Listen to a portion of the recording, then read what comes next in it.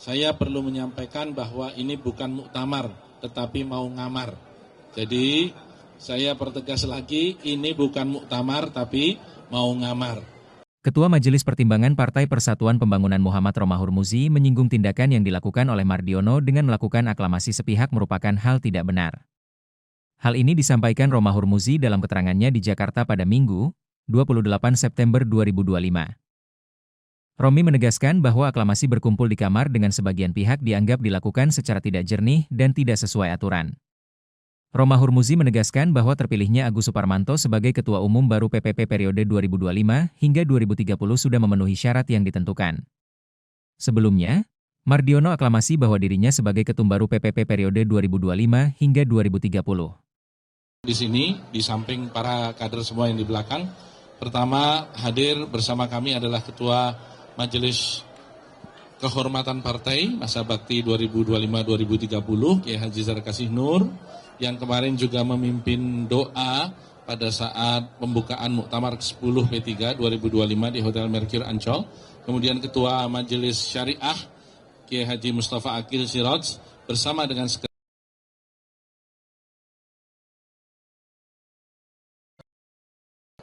Gus Yassin, Wakil Gubernur Jawa Tengah, dan juga hadir Ketua Mahkamah Partai di samping saya, yang rekan-rekan sekalian juga bisa mengetahui bahwa di dalam Undang-Undang Partai Politik, apabila terjadi perbedaan pendapat di dalam partai politik, maka adalah tugas Mahkamah Partai yang masih berlaku sebelum dicabutnya SK Menteri Hukum dan HAM atas terbitnya pemilihan kepengurusan yang baru, itu yang akan menentukan apakah memang sengketa partai politik itu ada atau tidak.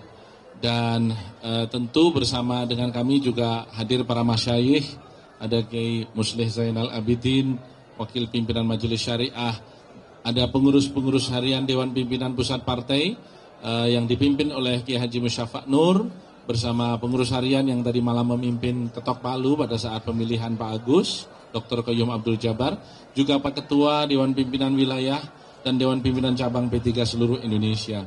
Rekan-rekan sekalian, bersama ini kami sampaikan Muktamar 10-2023 telah usai dengan penutupan tadi malam, dan acara sore hari ini adalah acara tasyakuran, di mana hari ini kita mensyukuri P3 telah memiliki pemimpin yang baru dan Bapak Haji Agus Suparmanto.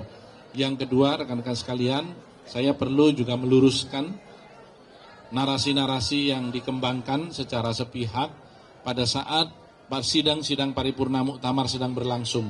Saya mencatat ada beberapa sedikit media, mungkin 2 atau 3 media, yang tentu tidak pada tempatnya saya sebutkan, menerbitkan pemberitaan yang jauh menyimpang dari apa yang terjadi di arena Muktamar, yaitu terjadinya konpres yang menyatakan telah terpilihnya secara aklamasi pelaksana tugas Ketua Umum, dalam hal ini Bapak Mardiono,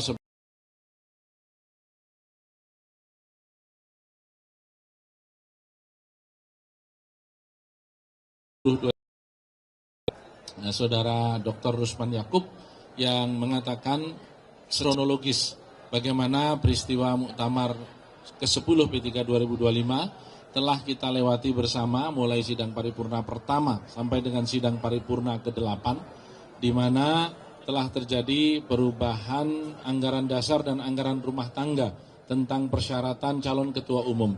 Hal mana di situ disebutkan bahwa calon ketua umum syaratnya adalah memiliki kartu tanda anggota, dan itu telah dilakukan pemeriksaan apabila rekan-rekan tadi malam hadir di arena Muktamar kita di Mercure Ancol.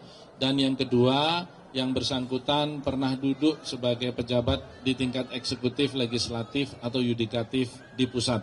Itu adalah merupakan konsistensi dari apa yang kami terima dari para ulama yang berkumpul dalam Silatnas Ulama Il-Ka'bah yang dilakukan di Pondok Pesantren Khas Kempek, Cirebon pada tanggal 8 September 2025.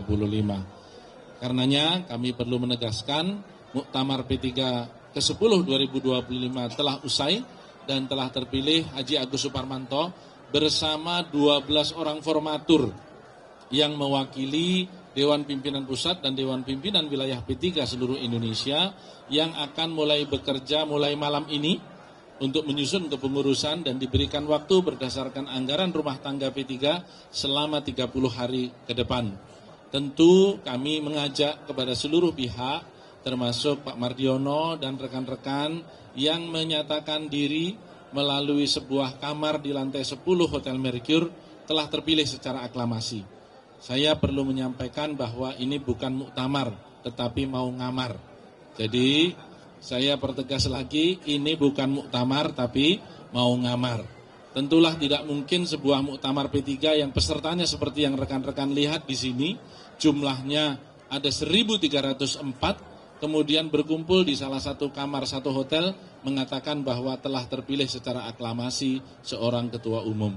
Saya mengajak rekan-rekan media untuk berpikir secara jernih, secara sehat, dan mohon ini dibantu dikabarkan ke seluruh rakyat Indonesia bahwa kepengurusan P3 terpilih melalui sebuah proses yang konstitusional menurut anggaran dasar dan rumah tangga partai yang berlaku, dan kami, para ketua majelis yang hadir di sini, para pimpinan, para kiai, para pejabat partai di tingkat pusat, semuanya menjadi saksi. Dan terakhir tentu adalah kehadiran Ketua Mahkamah Partai Persatuan Pembangunan, Bapak Yang Mulia Irfan Pulungan, yang bersama kita menegaskan inilah proses konstitusional. Malam hari ini kita telah menyelesaikan pada sesi inti dalam muktamar yang ke-10 ini. Bagaimana yang diatur dalam pasal 11 ya, anggaran dasar dan rumah tangga, maka proses bisa dipercepat dan kemudian ini kita anggap sebagai penyelamatan ya, dalam kondisi situasi yang sangat darurat. Telah diputuskan secara aklamasi. Di belakang saya ini ada para ketua DPW ya. Kita ada 28 DPW berikut dengan para ketua cabang dan sekretaris cabang dan termasuk para pemegang hak kedaulatan, yaitu para mukamirin. Itu hampir 80%, ya, 80% semuanya menyetujui untuk kita mengambil langkah-langkah cepat agar tidak terjadi keributan yang Lupa subscribe ya.